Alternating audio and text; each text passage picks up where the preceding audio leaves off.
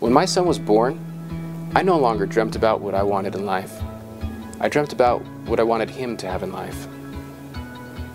Now that he's older, he has his own dreams and his own expectations. Yet, we share the same dreams. Therefore, we share the same challenges.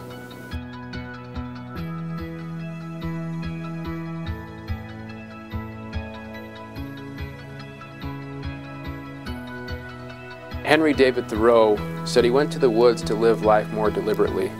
He said dreams are the touchstone of our character. Go confidently in the direction of your dreams, he said. Live the life that you have imagined. My mother used to tell me, often when I was going through a rough patch in my life, "Son, what doesn't kill you will only make you stronger." This is not the case with online addiction.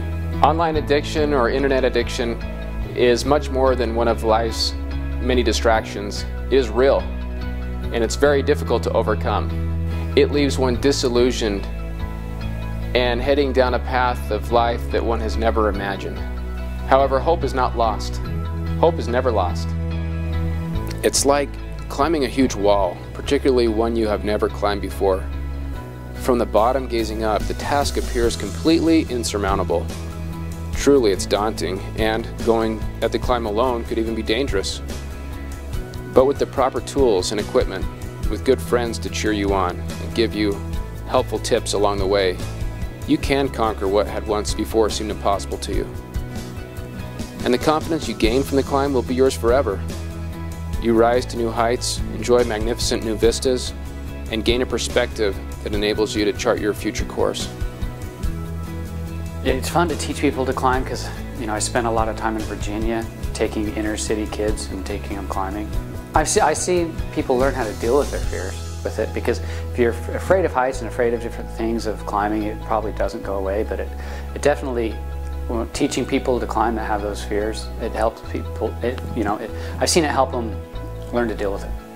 Well, what I love about being outdoors is that it gives me the chance to explore. I always like exploring, and I find I'm always, looking at maps and thinking of new places to go. So whenever I'm actually out for a hike or climbing or something, in addition to getting to actually be outside and enjoy the peace and quiet of nature, I'm also always thinking about another place I can go, or I'll see somewhere else that oh, it'll be like cool next time to go that way, or next time we can try this other climb. Our unique mix of therapeutic recreation, counseling, work and responsibility, and fraternity with others in a residential setting in one of the most beautiful areas of the world will open opportunities for you to do things you have never done before and return you to things that you used to love. I love canoeing on the still water with the dead quiet canyon. It's so nice. It's just so peaceful. Well, your habits you learn in life, you forge in your youth, and hence this program. But it's invaluable, especially in an outdoor setting like this, because you learn from each other. And the nice thing is, with a lot of youth groups we use the term diversity, but diversity means taking people from different lifestyles, different backgrounds, and making them kind of unified in purpose. And that's what these youth programs can do. And it's kind of a magical, miracle thing to watch.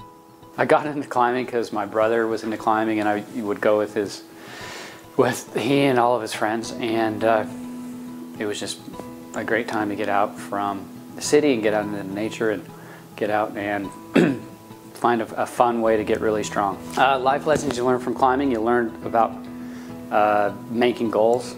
You also learn about not giving up if you're doing a really long wall where you don't really have the option to get back down. The only way to get off of it is get up. It teaches you that you can't really give up. It's not an option. Rock climbing, fly fishing, backpacking, hiking, hunting, cross-country skiing, mountain biking, kayaking, canoeing. The list goes on. Great place to have youth learn about each other and themselves. And a youth, a person coming into the program here, they could be shy, they could be introverted, they could be techno-driven, but I can pretty much bet you they'll be a different person.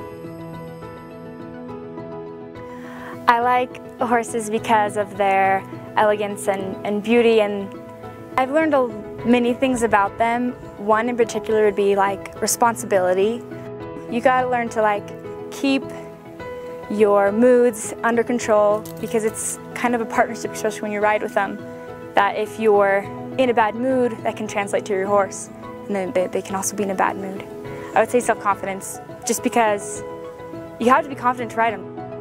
If you're not confident in yourself, then then it's going to be a lot harder. You're going to be a lot worried. You really got to build that up. And through riding them, the years I have, that's been one thing, is just self-confidence and just kind of being true to myself. As you learn and get to know your horse, it's a trust you build between them, which is special, more so than any other animal, I think. And so teaching that, what I know, to other people and sharing that gift with them is just really meaningful to me.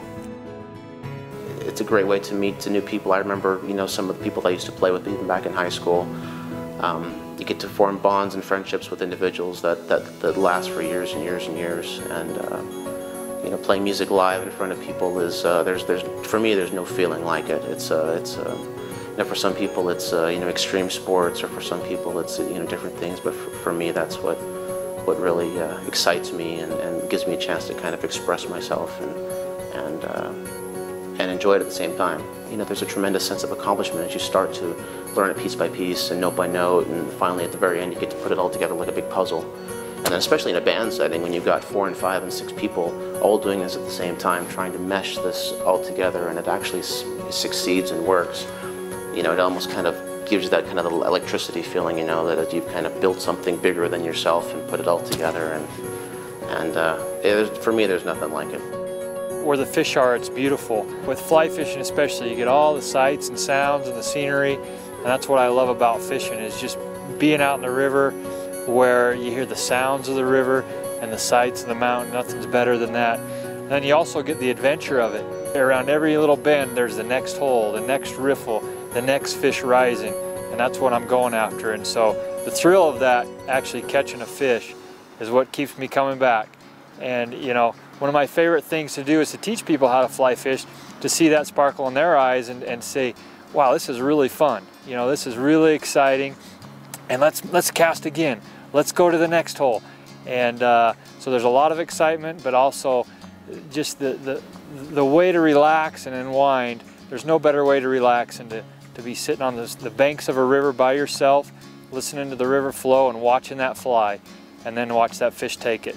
We want to return our clients back to the things that they once enjoyed, or introduce them to new activities that they have always wanted to try. If playing the guitar is their thing, we set them up with music lessons. If they have a love of painting, we'll invite an art instructor to work with them. In this way, our program is very personalized to each of our clients. When you go fishing, it's really great to be able to catch a fish, and you can go with your family, or if you go fishing, it's really peaceful. And it's one thing to watch somebody go fishing and to catch something, but when you actually do, it's a great feeling. It's about 10 times better than when you're watching, and it gives you this excitement and liveliness that you wouldn't normally have. And sitting at home and doing whatever you would normally do is one thing, but when you come out, there's a whole nother world underneath the water that you can discover when you're fishing, and that's a great feeling. We've handpicked this beautiful location here in Paradise, Utah to deliver our program. We think it's the perfect spot all 4 seasons of the year: spring, summer, fall, and winter. It is incredibly rewarding for me personally to see the special bond and friendship that our clients develop with other participants in the program. They become very close to one another as they engage in recreational activities, as they work together at the property and the farm, as they discuss literary classics during our devotional hours, and of course they become an incredible support to one another during the group therapy sessions. After returning home, our clients maintain these special relationships that they've built with one another, and they also begin a new relationship with their friends and family back home. We're not merely an outdoor recreational program. Most of our activities are done outdoors, and they're fun.